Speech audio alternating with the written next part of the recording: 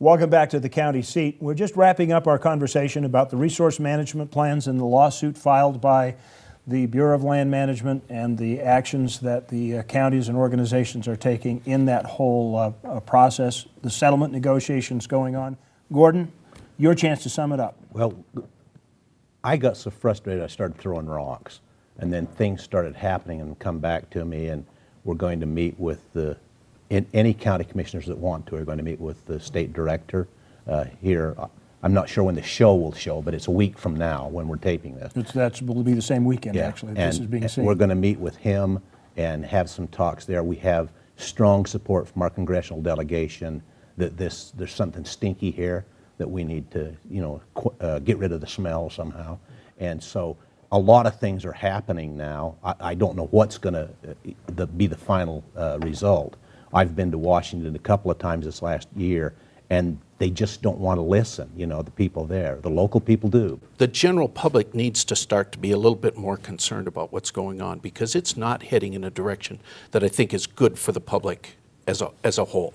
If we're going to try to become energy independent, as we've talked about, if we're going to try to keep employment up where it needs to be, and still have access to our public lands and protect them and everything else, our goal is not to bulldoze the country flat, and we don't want to see it all locked up. There's plenty of room in the middle for us all here.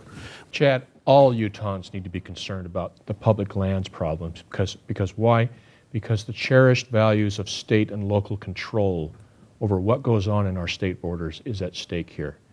And anybody who values gas under $3 or being able to turn up your thermostat without going broke needs to have a stake in this.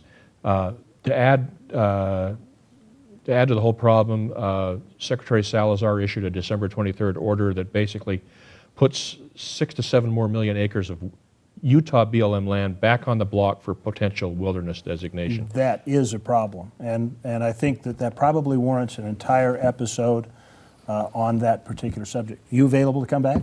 I'd love to. Okay, guys, thank you so much. Thank you for watching The County Seat. The County Seat airs every Sunday morning right here on ABC4 at 8 o'clock. I'm Chad Booth for The County Seat. We thank you for joining us, and we'll look for you next week, and we'll find out who is in The County Seat.